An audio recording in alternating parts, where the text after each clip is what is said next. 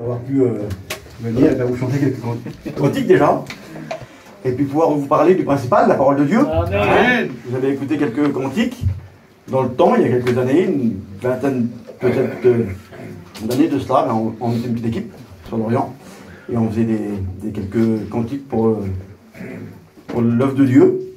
On était quelques foyers, nos petits étaient tout petits, certains d'entre l'équipe n'étaient pas encore mariés au début. Et aujourd'hui, on est grands-parents, c'est nos enfants qui chantent. Voilà. Moi, si vous écoutez les Dix, vous avez. Si vous écoutez ça, vous savez que c'est moi.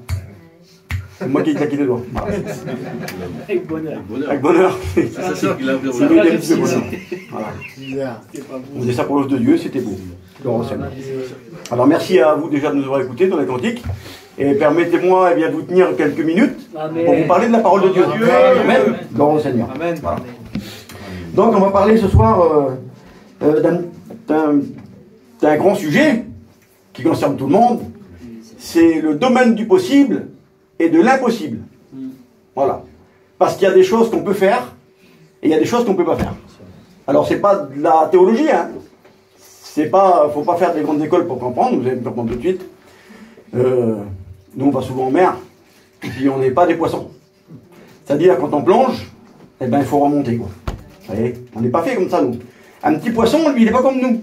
Il n'arrive pas à faire telle chose comme nous, il n'arrive pas à construire de ses mains, il n'arrive pas à parler, il n'arrive pas à conduire une auto, mais lui, dans la mer, il part toute sa vie, et c'est sa nature, si vous voulez, par là, c'est sa nature, lui, c'est naturel. Mais c'est pas notre nature à nous. Il est impossible pour l'homme de vivre sous l'eau. Nos poumons ne nous le permettent pas. Voilà, on n'est pas fait pour vivre sous l'eau. On n'est pas fait pour vivre non plus dans l'espace. Impossible. Pas possible pour nous. Voilà, on est limité à la terre, là, être sous les nuages, des fois être sous le ciel bleu, mais on ne peut pas monter beaucoup plus haut. Il y a des gens qui montent sur des hautes montagnes, là, 2000 mètres, 3000 mètres d'altitude, 5000, je sais pas moi. Et puis arriver en haut, il faut des bouteilles d'oxygène, parce que l'homme ne respire plus. On n'est pas capable d'aller si loin que ça. Toi. Donc il y a des choses qu'on ne peut pas faire dans la vie, et il y a des choses qu'on peut faire. Il y a plein de choses qu'on peut faire et qui sont simples. Moi j'en ai noté ici quelques-unes. Par exemple, nous, les hommes et vous les femmes, on est capable d'aimer. C'est quelque chose qu'on peut faire. C'est à notre portée ça. Hein? Après ça dépend des gens. Il y a des gens qui sont plus capables d'aimer que d'autres. Voilà. On est capable de haïr. Si on est capable d'aimer, mes amis, on est capable de haïr. On a ce fond-là. L'être humain, il est fait comme ça, lui. L'être humain, il aime là, mais il aime plus que tout parce qu'il donne tout parce qu'il aime. Et puis une heure après, si ça ne convient pas, l'être humain, il haït. Il déteste. Il a horreur. Et il donne plus, il reprend même. Voilà. On est capable de faire ça. Ça c'est dans nos cordes, dans nos capacités. On est capable de choisir. Faire des choix. C'est pas donné au monde animal. Toi, les animaux, c'est l'instinct. Ils font des choses par instinct. C'est leur nature à eux, c'est instinctivement qu'ils le font. C'est pas réfléchi, c'est instinct. Mais nous, on choisit. C'est comme ça que Dieu nous a fait.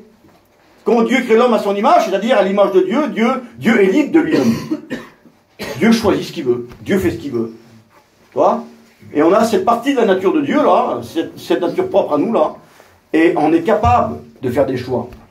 Des bons choix ou des mauvais. Hein? Après, ça dépend comment on voit les choses.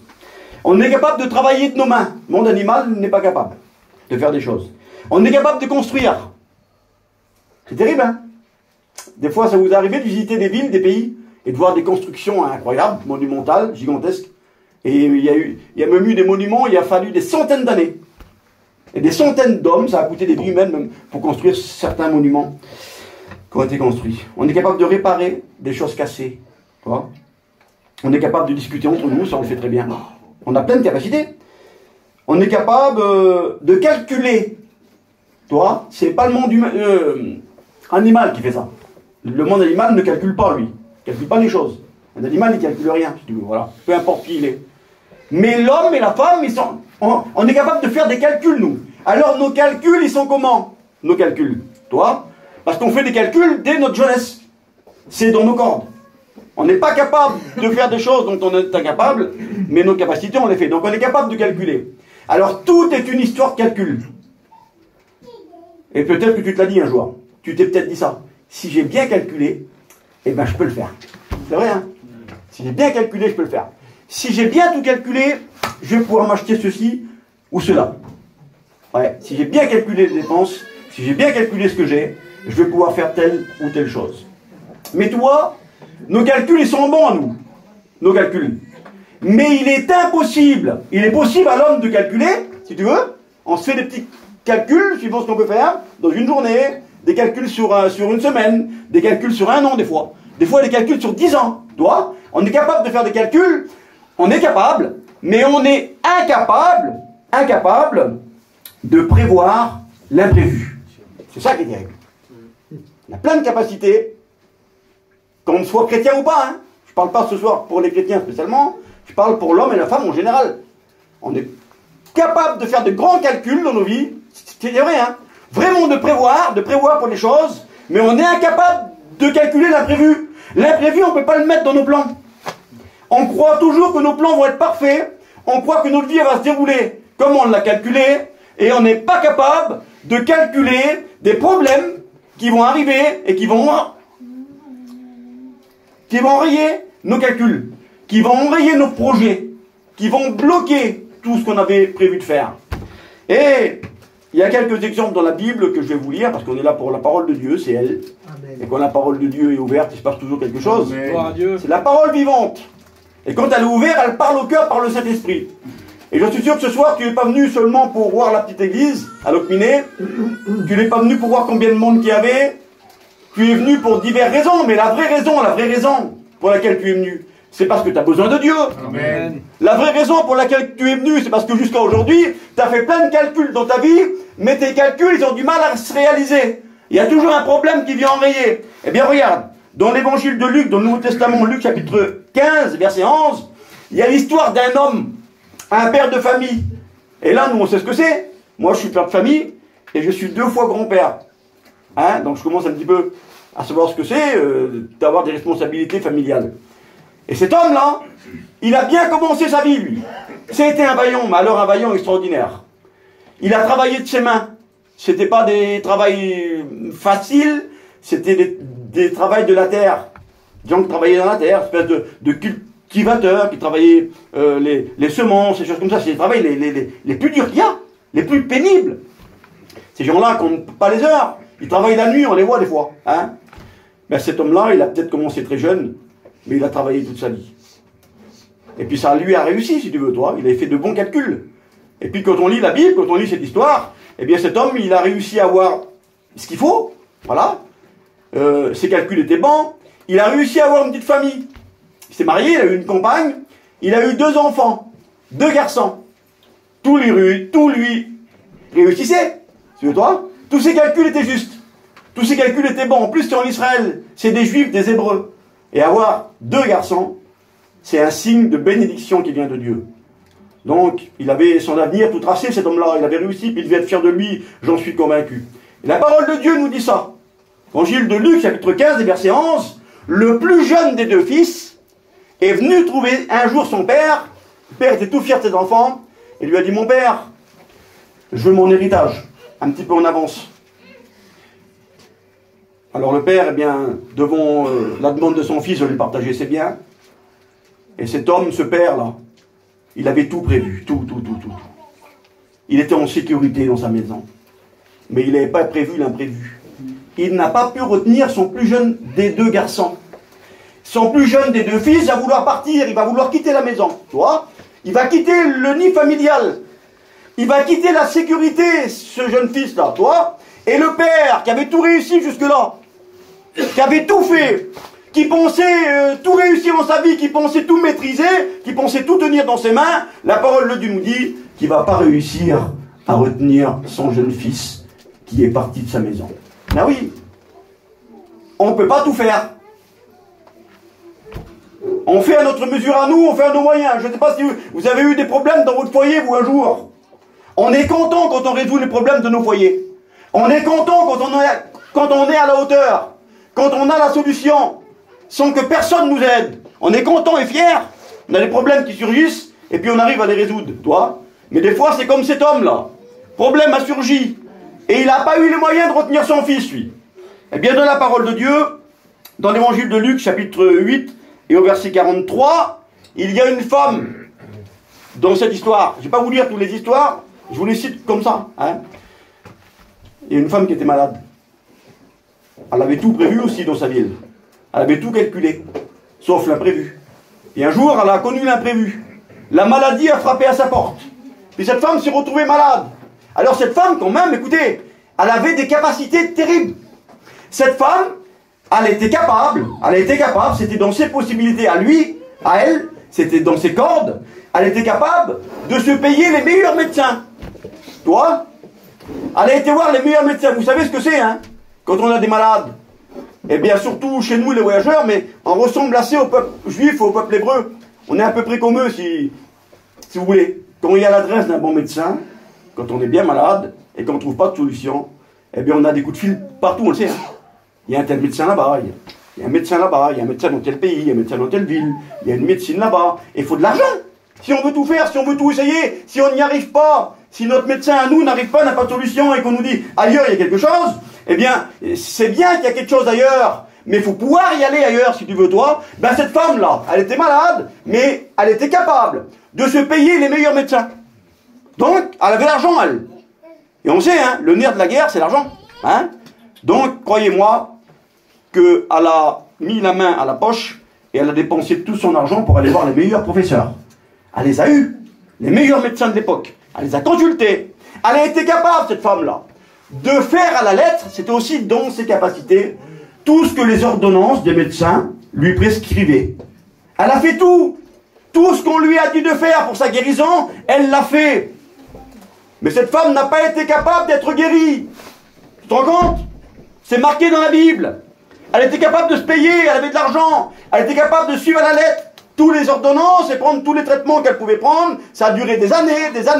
Mais elle n'avait pas été capable d'être guérie. Ben oui. On n'est pas capable de tout. On arrive à des niveaux, des fois, où on a des besoins, et on n'est pas capable, eh bien, de faire tout ce qu'il faudrait pour résoudre nos problèmes. Voilà. Dans l'évangile de Luc, chapitre 18 et verset 18,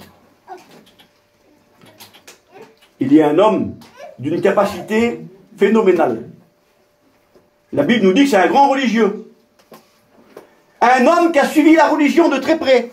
Il y a des gens de chez vous, peut-être, qui sont des grands religieux. Mais alors celui-là, croyez-moi, celui-là, s'il y a 100 choses à faire pour être le plus grand des religieux, lui, il en avait fait 99.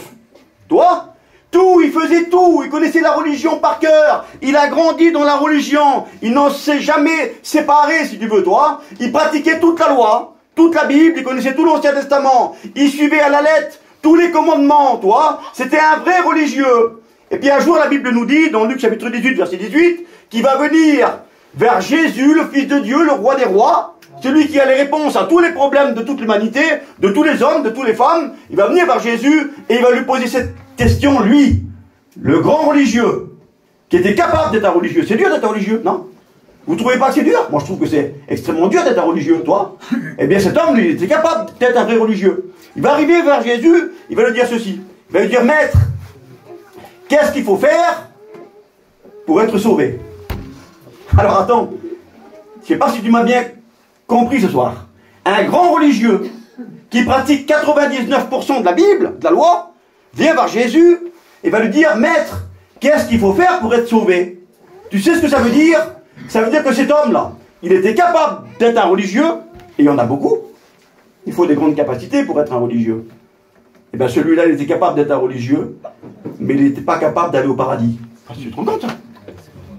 Alors tu es religieux depuis ta naissance, ça veut dire que tu te prives de tout, ça veut dire que tu ne fais pas du tout comme les autres, ça veut dire que tu fais tout ce que la loi te dit de faire, et en fin de compte, tu ne peux pas aller au paradis. Mais c'est grave, tu vois? Et Jésus va lui dire à ce garçon, parce que Jésus a toutes les réponses, il te manque encore une chose.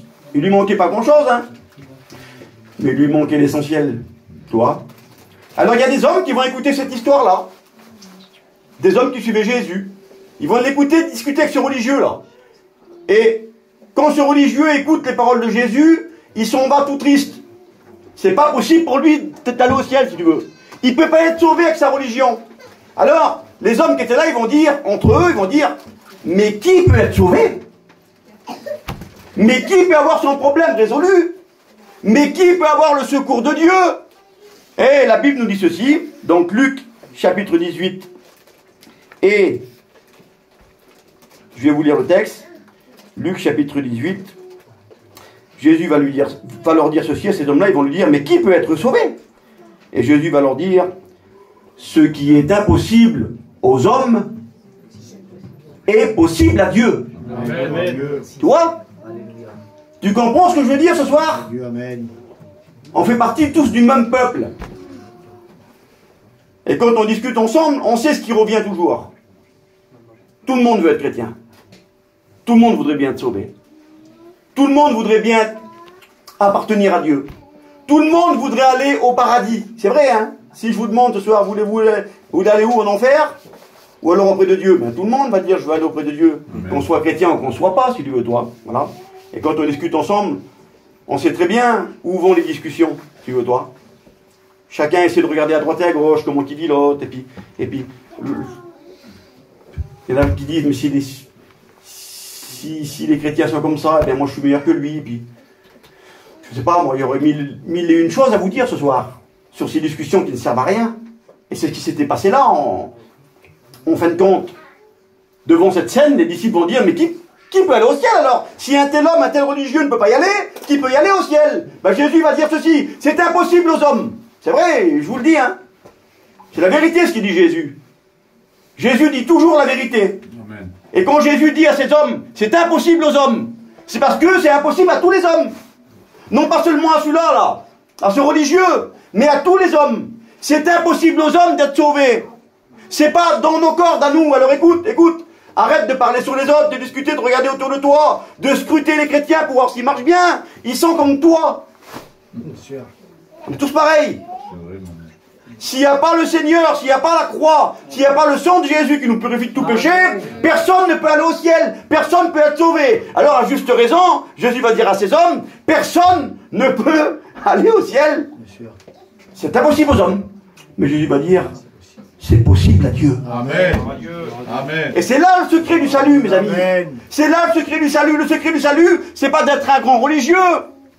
Le secret du salut, c'est pas d'être capable de faire telle chose ou de faire telle chose. Le secret du salut, c'est ce qui est possible à Dieu. Amen. Et qu'est-ce qui est possible à Dieu? Jean chapitre 3, verset 16. Je ne sais pas si vous l'avez vu tout à l'heure, non? Peut-être pas. Là, Jean chapitre 3, verset 16. Voilà ce qui est possible à Dieu. Dieu a tant aimé le monde qu'il a donné son Fils pour mourir sur la croix. Amen. Impossible aux hommes. Quel homme peut donner son Fils pour mourir pour les autres? Quel homme peut donner son Fils pour mourir pour des méchants, pour des gens qui ne croient pas en lui, pour des gens qui ne l'aiment pas? Quel homme sur la terre peut le faire? Impossible aux hommes. Tu vois? Mais ce qui est impossible aux hommes est possible à Dieu. Amen. Dieu a donné son Fils, il l'a envoyé sur la croix du Calvaire pour payer ta dette, pour payer à ta place, pour que ton péché soit pardonné, Gloire à Dieu. pour t'ouvrir les portes de son royaume, les portes du ciel, Alléluia. pour t'ouvrir les portes du paradis. Toi, j'aimerais te le répéter encore ce soir, c'est impossible à toi, tu as des capacités dans la vie, tu sais faire plein de choses, on écoute des hommes des fois dire, mais moi j'ai pas besoin de Dieu. Si tu veux, j'ai pas besoin de Dieu pour vivre, moi. Et c'est vrai, à juste raison, il y en a qui, c'est vrai, ils n'ont pas besoin de Dieu pour vivre. Il y a des chrétiens qui sont pas plus capables dans la vie que des gens qui ne sont pas chrétiens. Toi, il y a des chrétiens qui ne savent pas trop chiner, par exemple. Ben Dieu prend soin d'eux. Toi, ils ne manqueront jamais de rien. Mais il y a des gens qui ne sont pas chrétiens et qui vivent mieux qu'eux, si tu veux, financièrement, qui ont des maisons, qui ont des terrains, je ne sais pas moi. Il y a des hommes et des femmes qui sont capables de faire plein de choses, si tu veux, toi. Mais ce sont des capacités humaines, ce sont des capacités terrestres, ce sont des capacités qui vont vous faire vivre quelque temps sur Terre bien. Je ne sais pas moi, si vous arrivez à vivre jusqu'à 100 ans, ben, ce sera un miracle, et vous aurez vécu 100 ans, mais après ça, il faudra arrêter. Et quand c'est fini là, eh bien vous n'êtes plus capable. Plus personne n'est capable. C'est impossible pour l'homme d'aller au ciel. Personne n'est assez vaillant pour se payer le ciel. C'est impossible, la Bible dit, le prix est trop cher, le prix d'une âme est trop cher.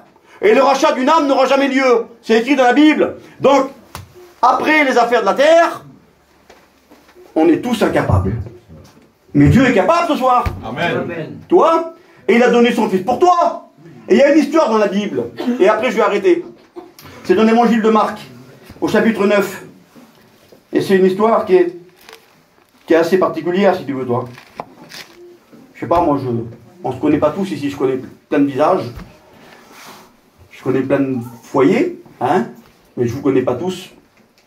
Et c'est mieux. Parce que dans les foyers, des fois, il y a des problèmes qui sont très graves. Dans les petites familles, il y a des problèmes, Seigneur. Il y a des gens, des fois, qui disent rien, mais qui traînent des problèmes et des fardeaux qui sont insupportables et qui sont inarrangeables. Voilà. Il y a des gens qui n'arriveront jamais à arranger leurs problèmes. Et même sans croire en Dieu, ils se le disent. Ils se disent, pour arranger mon problème, il faudra un miracle. Toi, eh bien, s'il te faut un miracle pour arranger ton problème ce soir, eh bien, tu es dans le bon endroit. Amen. Parce que le Dieu qu'on prêche, c'est le Dieu de miracle. C'est le Dieu qui change toutes les situations, toutes les circonstances. Et là, en l'occurrence, dans l'évangile de Marc, là, au chapitre 9, il y a un petit foyer. Toi, et ils ont un gros problème. Mais si tu saurais le problème, Seigneur, je ne vais pas te dire toute l'histoire, mais alors quel problème? Vous savez, mes amis, mes frères et sœurs, quand le problème touche vos enfants, quand ça nous touche à nous, on le dit des fois, hein. Les parents, on dit, Seigneur, tant que nous on a des problèmes, c'est pas très grave. Tant que les petits sont bien, c'est rien. Hein, on se dit, hein. Alors je sais pas, ce soir, je voudrais pas être maladroit. Hein, parce que je ne connais pas tout le monde, c'est mieux. Mais c'est la parole de Dieu qui est comme ça. Et la parole de Dieu, ce soir, doit être dite. Il y a un foyer, ils ont un problème très grave, c'est leur enfant qui souffre. Mais alors, Seigneur, ils ont un problème, humainement parlant, inarrangeable. Il y avait des médecins à l'époque. Il aurait été malade. L'enfant, là. Peut-être, je ne sais pas, peut-être qu'il y aurait eu des médecins qui auraient pu trouver un remède. Mais ça allait bien au-delà de ça. C'était un problème qui était inarrangeable. Leur enfant, là, il était perdu. Plus personne ne pouvait réparer le problème qu'il y avait dans ce foyer, là.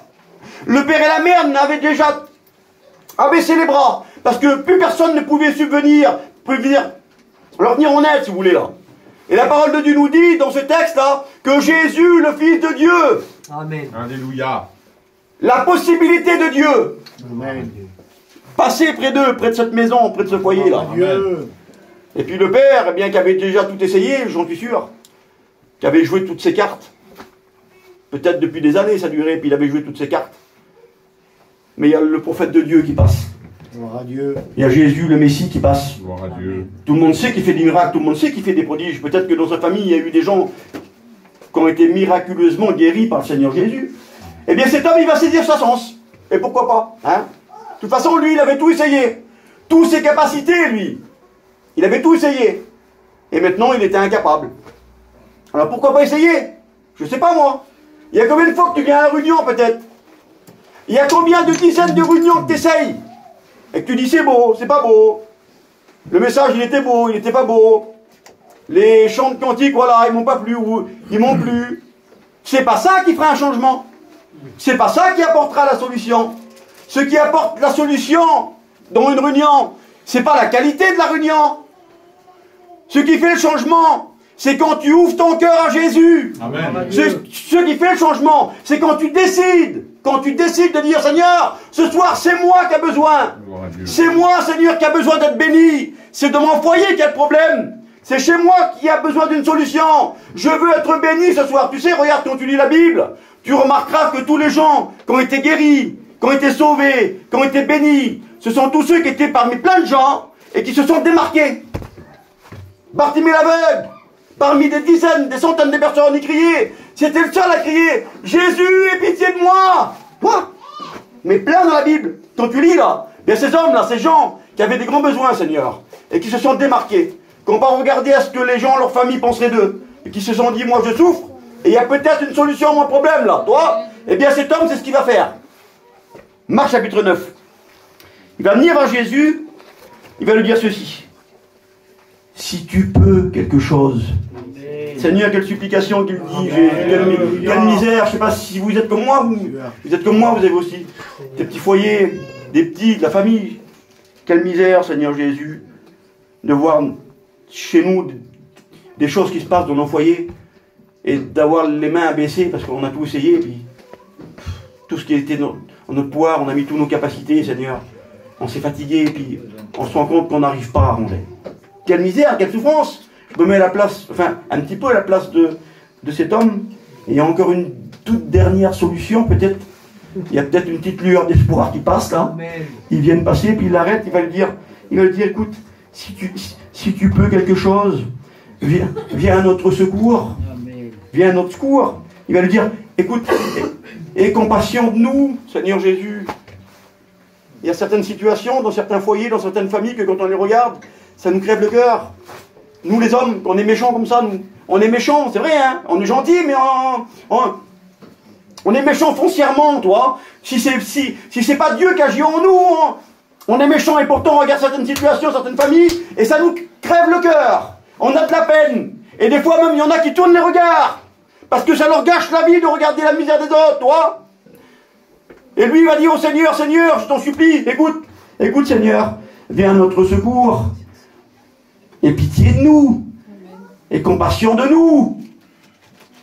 Tu sais ce que la Bible dit? La Bible a dit que Dieu est amour. Amen. Amen. Il est amour, Seigneur. T'as pas besoin de lui dire, Seigneur, aie pitié de moi, regarde ma situation, Seigneur. Aie compassion, regarde mon problème, regarde ma souffrance, Seigneur. Le Seigneur te connaît déjà. Et si tu es dans la réunion ce soir, si tu es dans ce sous-sol de maison, là, à Locminé, d'une petite réunion, c'est pas pour écouter les beaux cantiques, même si c'est beau. C'est pour que Dieu te dise, je t'aime. Et je connais ta situation, et je connais ton problème. Et tu n'as qu'un mot à dire. Tu n'as qu'à ouvrir ton cœur, et je veux venir te secourir. Alors cet homme, il va dire à Jésus, aie compassion de nous, aie pitié de nous, quelle souffrance qui vivait, Seigneur, cet homme-là. Il n'y a plus de solution pour son enfant. Aie pitié de nous. Il va dire à Jésus, il va dire, Seigneur, mais si tu peux quelque chose. Et Jésus va regarder. Il va dire, tu me dis à moi, tu dis, si tu peux. Il ne savait pas qui c'est qu'il avait vraiment en face de lui. Hein. C'est vrai, hein. Jésus a créé le ciel et la terre. Amen. Jésus parle au vent et le vent se tait. Le vent s'arrête. Jésus marche sur la mer parce que la mer lui obéit. Amen. Jésus a créé le ciel sous lequel nous sommes là. Jésus a placé les étoiles, lui les a mis dans le creux de sa main, il les a placées. Jésus est le créateur de toutes choses. Tu sais ce que la Bible dit? La Bible dit ceci dans le Nouveau Testament. Jésus est le principe de la création. C'est-à-dire que le pilier, on se demande comment le soleil fait pour tenir. Il y a la terre, je sais pas, quand on regarde tout ça là, ça tourne autour et puis ça ne dévie pas d'un centimètre. La Bible dit ceci. Jésus, le principe, c'est-à-dire le pilier fondateur de toute la création. Ça veut dire que ce qui tient tout ça, c'est Jésus. Toi, il a tout pouvoir, le Seigneur. Et Jésus va lui dire, cet homme, tu me dis à moi, si tu peux. Amen. Si tu peux, tu me dis à moi. C'est Dieu qui l'a. Amen. Et Dieu peut tout. Amen. Non seulement c'est Dieu, mais en plus c'est un Dieu d'amour. C'est pas un Dieu juge.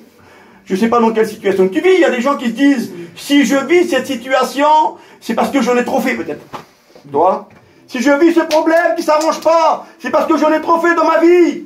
Et puis personne ne pourra m'aider. En fait, je paye bien ce que j'ai fait. Toi, c'est la monnaie de ma pièce, il y en a qui disent. Il y en a qui disent sur les autres. Il mérite ce qu'il a, toi. Alors je ne sais pas moi comment tu conçois la chose. Si tu as un grand problème comme cet homme dans ton foyer, je ne sais pas comment tu vois la chose, toi. Mais j'aimerais te dire la vérité de la Bible. Dieu ne te voit pas comme ça. Tu n'es pas obligé de rester dans ta situation. Tu ne mérites pas d'être comme ça. Peut-être que tu as une vie, c'est vrai, où tu te dis je mérite telle chose ou telle chose. Mais Jésus est venu mourir sur la croix pour prendre ce que tu mérites sur son dos. C'est lui qui l'a pris, qui l'a emmené à la croix, ce que tu mérites. Tu méritais le châtiment de la croix, il a payé sur la croix pour toi. Amen. Tu ne mérites pas de vivre comme ça. Parce que Jésus a payé, parce qu'il t'aime, toi. Amen. Ce soir, Jésus a le miracle pour toi. Amen. Ce soir, Jésus a la solution pour toi. Amen. Il te la propose encore. Alors il va dire à cet homme, tu dis à moi, si tu peux. Et Jésus va lui dire, tout est possible à celui qui croit. Amen. Toi. Alors tu vas me dire comment là? Il suffit de juste croire. C'est-à-dire, croire que Jésus est vivant, amen. Et puis ça y est, oui. On est sauvé. Plus besoin d'être un grand religieux comme cet homme qui était religieux et qui ne peut pas être sauvé. Il suffit de croire. Il suffit de croire pour que le fils qui est parti de la maison revienne. Oui, le fils qui est parti de la maison est revenu. Amen. Cet homme a retrouvé son fils. Alléluia. Toi, il suffit de croire pour être guéri. Oui, cette femme qui avait tout essayé et qui ne pouvait plus s'en sortir, quand elle s'est approchée de Jésus, oui, l'impossible de Dieu s'est manifesté en elle. Amen. Et elle a été guérie. Amen. Alors il suffit de croire. Oui, il suffit de croire. Toi. Mais il ne faut pas seulement croire. Quand on croit, que Jésus est vivant, alors si on est sûr qu'il est vivant, il y en a qui disent, moi je crois. Écoute ce soir ce que je veux te dire. Il y en a qui ne sont pas chrétiens, et qui a des années qui ont été élevés dans les foyers chrétiens, et qui ne sont pas encore engagés avec Dieu. Et quand ils parlent avec les pasteurs, c'est comme si qu'ils croient autant que nous. Hein, ils croient autant que nous, c'est vrai. Hein. Ils disent, oui, je sais que Dieu est vivant. Ils posent même des questions bibliques et tout. Mais ce ne sont pas des chrétiens, toi. Ben cette façon-là, elle n'est pas bonne de croire. Tout est possible à celui qui croit. La bonne façon de croire, quand tu crois et que tu crois vraiment, eh ben tu t'engages. Amen. Ben oui, hein. Parce que quand tu crois vraiment que Jésus est vivant, quand tu crois vraiment qu'il est le Fils de Dieu, tu crois aussi qu'il va venir chercher son Église, parce que c'est la Bible ça. Tu crois aussi qu'on n'est pas fait pour vivre ici-bas sur la terre, là, mais qu'on va partir au ciel, toi. Tu crois tout ça, tu crois aussi que ton péché, eh bien, te cache la face de Dieu. Tu crois aussi que tu es dans la misère. Si tu crois vraiment, alors tu ouvres les yeux et tu dis, Seigneur, je t'en supplie, débarrasse-moi vite de mes fautes, parce que moi aussi je vais aller au ciel. Si tu crois vraiment, tu deviens chrétien. Amen. Toi, il y en a qui croient mais qui ne s'engagent pas. Mais tu crois mal. C'est pas comme ça que tu auras le miracle dans ton foyer, dans ta vie, toi. Tout est possible à celui qui croit. Amen. Écoute ce texte qui est merveilleux et qui parle et qui est clair. Marc chapitre 16 et verset 16. Écoute comment il faut croire. Celui qui croira. Mais quand tu crois et quand tu es sûr que Dieu est vivant, Seigneur Jésus, mais tu veux vite te débarrasser du monde. Comprends bien le sens. Tu veux vite fait devenir un chrétien. Marc chapitre 16 et verset 16. Celui qui croira et qui sera baptisé, et l'impossible de Dieu surgit, sera sauvé. Amen. Tu comprends ça? C'est comme ça croire. Celui qui croira, c'est-à-dire et qui sera baptisé, c'est-à-dire celui qui croit, il est sûr. Alors il s'engage. Mais quand tu crois, c'est-à-dire que tu t'engages. Non? Tu t'engages directement. Amen. Alors celui qui croira, et quand il croit vraiment, il s'engage, alors l'impossible de Dieu arrive. Celui qui croira et qui sera baptisé sera sauvé. Alléluia. Tu comprends ça? Tu comprends? Pour être sauvé, il faut s'engager. Gloire à Dieu. Et crois-moi que ça vaut le coup. Hein. Amen. C'est pas s'engager dans une religion. C'est s'engager dans une relation avec Dieu, relation personnelle. C'est s'engager sur une nouvelle route, une route que Dieu a tracée jusqu'à son ciel de gloire. Toi, c'est ça. Alors je vais fermer la Bible et j'en ai assez dit. Et puis on va prier le Seigneur. Je sais pas moi. J'en suis sûr qu'il y a des choses qui te sont impossibles ce soir. Et que peut-être tu t'es reconnu dans la Bible. Et puis